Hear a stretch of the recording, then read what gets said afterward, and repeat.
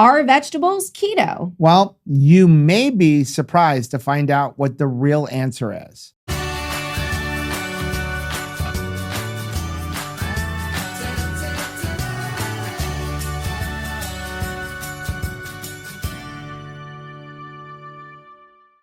Hey, what's up, family? I'm Rachel. And I'm Joe. And we are two crazy ketos. And if you're new to our channel, welcome. Here on Two Crazy Ketos, we do different things like recipe videos and we do product reviews.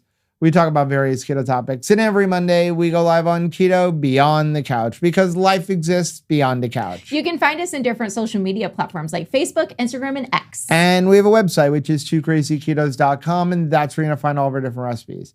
Now, we do upload at least 5 new videos every single week, so make sure you subscribe to our channel. And don't forget to hit the little bell icon, and that way, every single time we upload a new video, you'll be alerted to it. So today, we're going to talk about a topic that's a little controversial within the keto and carnivore and proper human diet space. Yeah, basically, we are going to dare to ask the question, are vegetables keto?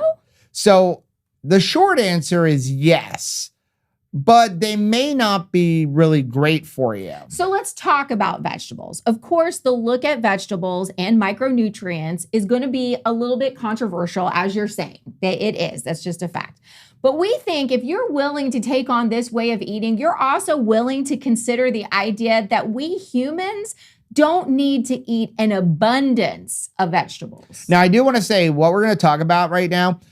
We actually have talked about this before within our beef, butter, bacon, and egg course, but I felt it was really important to bring this topic up again because we've seen a lot of comments about this, inside of our Mighty Networks group and our Facebook groups. And so we really wanted to talk about it because we're not saying that vegetables are necessarily bad for you. No.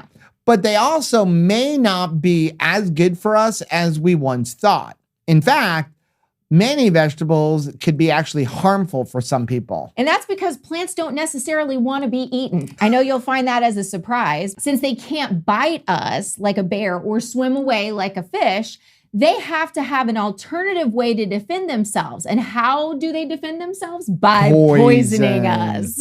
So that's right. Plants poison us with natural toxins like oxalates and phytates, lectins, alkaloids, glycosides, tannins, mycotoxins, and more. And all of these toxins actually can have a really adverse effect on our health. Now, don't panic. Our bodies are designed to cope with small amounts of these toxins, and certain cooking methods can significantly reduce their levels.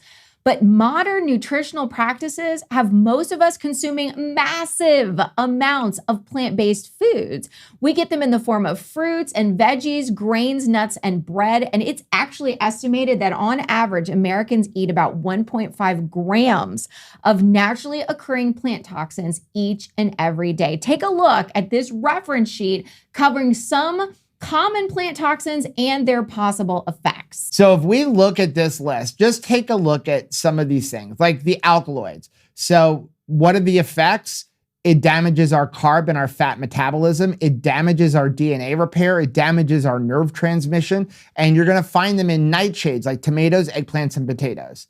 Then you have the glycosides where they're going to release neurotoxic cyanide, which disrupts normal thyroid function. And they're in cherries, peaches, tapioca, corn, lima beans, and almonds. Again, something that we even eat on keto. Right. Your lectins, they can cause leaky gut, inflammation, autoimmunity, cellular communication breakdowns.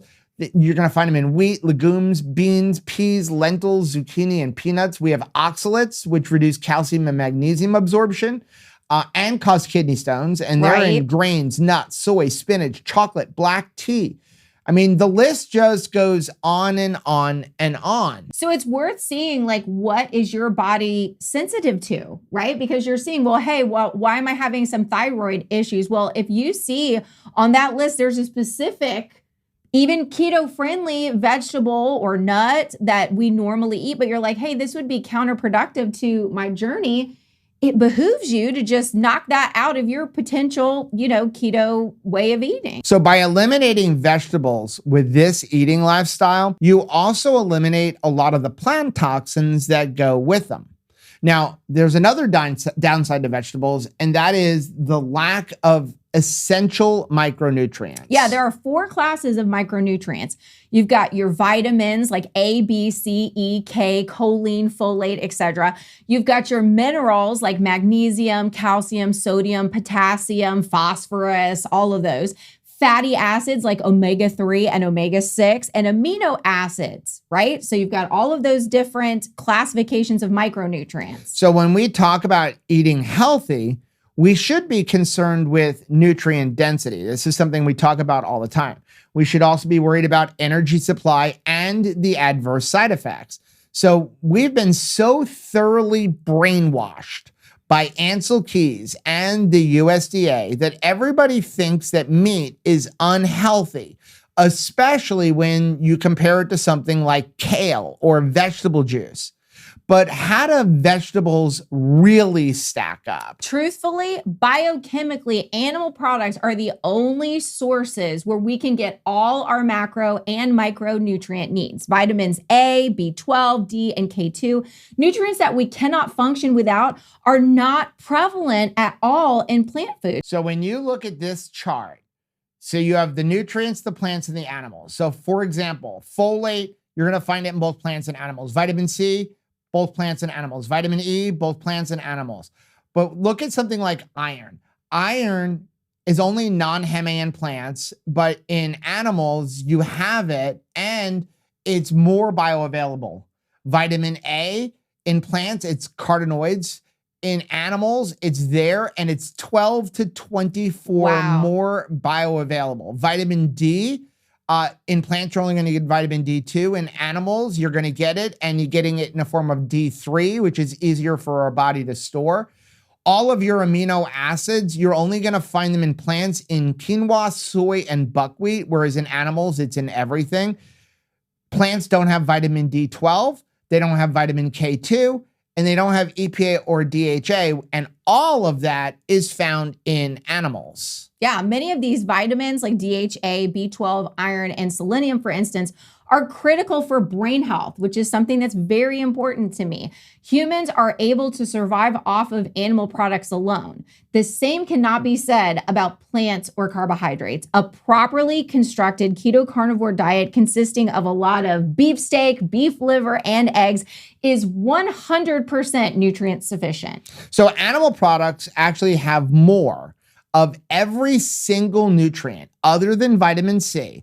But because of glucose ascorbate antagonism, even if you are consuming less vitamin C on a primarily meat-based diet, you likely absorb more. Now, when you look at this next chart we're going to show you, you'll see not only can we get many of the vitamins and nutrients we need from animals, we get more of them. I absolutely love this chart. So I made this chart a couple of years ago, and it really breaks down everything. So you hear about people talking about things like spinach and kale are superfoods. Like, hey, just a little thing. Popeye didn't get his muscles from spinach. No, he did not. If we compare 100 grams of spinach to 100 grams of beef liver, 100 grams of beef steak, and 100 grams of salmon roe, in vitamin A, look at the difference. First of all, vitamin A in spinach is only going to be carotenoids, but you will get 2,200% of the recommended daily allowance if you ate 100 grams of beef liver.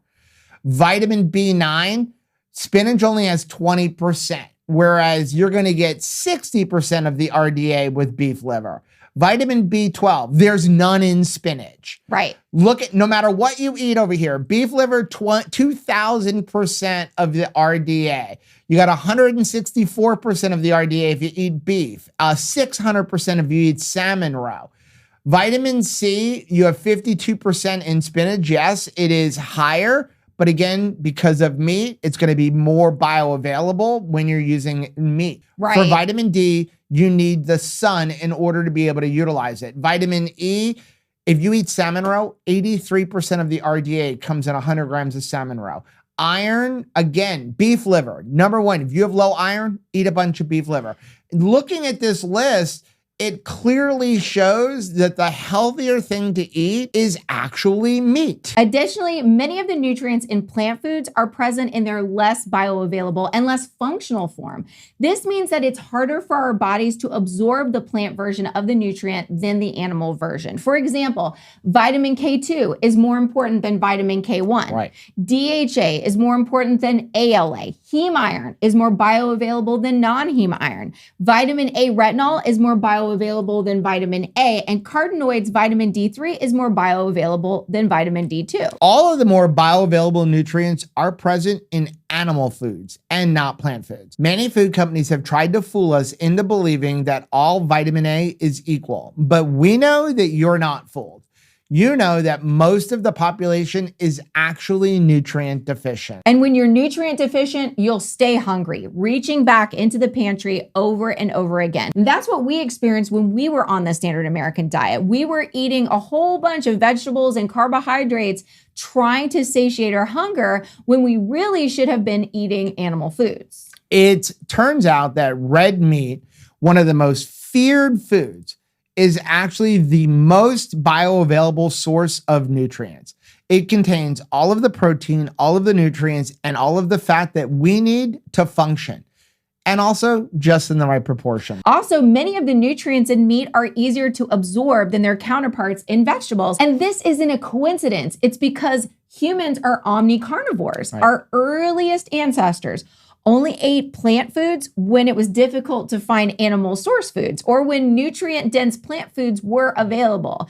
Essentially, fruits and vegetables were survival foods when they couldn't find meat. They were either last resorts or they were treats. We humans haven't been eating fruits and vegetables year-round for very long. Even in the 1700s and 1800s, vegetables were only eaten when they were locally grown and in season. We couldn't easily import avocados from Mexico to Florida or ship oranges from Florida to New York.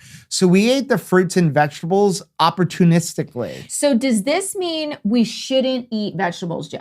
No, we're not saying that you shouldn't ever eat fruits and vegetables. What we are saying is that it is okay to go against the grain and not eat as many of them as society says that we need to consume. If you want to have some veggies, go ahead. Just don't make it the majority of your food intake. And on the other side, don't let people in the keto and carnivore space tell you to not eat veggies. Think opposite of what we've been taught. Most of what's on your plate should be meat, and then maybe a little bit of fruits and vegetables to add color, taste, and texture. The other thing that we're going to recommend is to only eat locally grown, in-season fruits and vegetables, just like our ancestors did. So if strawberries are in season in your area, enjoy them. But when they stop growing in your area, close your season for consuming them as well. So let us know down in the comment section, has this opened up your eyes a little bit? I know for me, growing up, I was taught that if you need vitamins and nutrients, you're going to get them in your vegetables. We were taught the same thing. And, you know, I grew up watching reruns of Popeye. So I definitely used to associate, you know, spinach with like, that's ultimate health. That's going to give you the strength that you need. But upon researching that show alone, just one show, found that that was actually propaganda designed to help consumers purchase more canned vegetables. So yeah, there was a little bit of product placement right there, even in family cartoons. Who knew, right? Product placement, even that long ago. So again, just to sum it up, vegetables are keto. They're just not the best source of nutrients for you. Enjoy your vegetables, but in smaller quantities. Make sure that you are filling up on meat and then just having a little bit of vegetables for color, texture, or because you like the taste of them. Entertainment purposes. If you like seeing videos like this, take a look at some of the videos we have linked right over there. Also, make sure you take out the most recent video that I'm gonna put right over here. But whether you head this way or you head this way, don't forget to head this way, subscribe to our channel, and click the little bell icon. And that way, every single time we upload a new video, you'll be alerted to it. Till next time. Bye.